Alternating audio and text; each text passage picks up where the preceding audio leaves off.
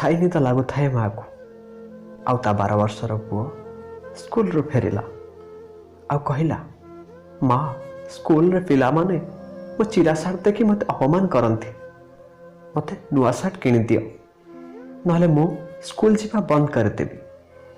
ପର ଘରେ ବାସନ ମାଜି ପାଇଟି କରି ଘର ଚଲାଉଥିବା ମା ପୁଅର କଥା ଶୁଣି କହିଲା, ଠିକ୍ ଅଛି, କାଲି କିଣିଦେବି। ଭାବିଲା ସନ୍ଧ୍ୟା ସମୟରେ କାମକୁ ଗଲେ ପଇସା ଆଡ଼ଭାନ୍ସ ମାଗି ଆଣିବି। ପୁଅ ବି ଖୁସିରେ ଖେଳିବା ପାଇଁ ଚାଲିଗଲା। ସନ୍ଧ୍ୟାବେଳକୁ ମା ତା ମାଲିକାଣୀକୁ ପଇସା ଆଡ଼ଭାନ୍ସ ମାଗିବାରୁ ମାଲିକାଣୀ କହିଲା, ମାସ ଆରମ୍ଭରୁ ଆଡ଼ଭାନ୍ସ ଦେଇପାରିବିନି। ମା ବି ଯୁକ୍ତି ନ କରି ଚୁପଚାପ ବାସନ ମାଜି ଘରକୁ ଫେରି ଆସିଲା।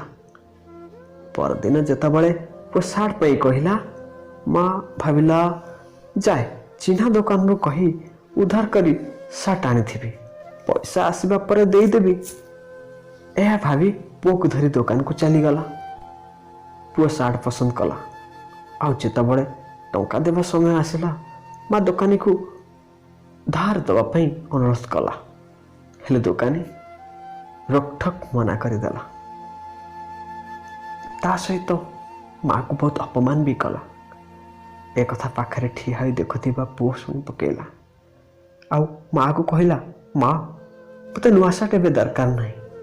ଏମିତି ବି ଏ ସାର୍ଟରୁ ମୋତେ ଥଣ୍ଡା ଲାଗେ ତ ମୁଁ କାଲିଠାରୁ ସାର୍ଟ ଉପରେ ସ୍ୱେଟର ପିନ୍ଧି ସ୍କୁଲ ଚାଲିଯିବି। ଏତିକି କହି ପୁଅ ଦୋକାନରୁ ବାହାରି ଆସିଲା। ମା ଦୋକାନରେ ସାର୍ଟକୁ ଦୋକାନକୁ ଫେରାଇ ଦେଇ ଭାବୁଥିଲା, ସତରେ ମୋ ପୁଅ ବଡ଼ ହେଇଗଲାଣି, ସୁନା ପୁଅଟାଏ।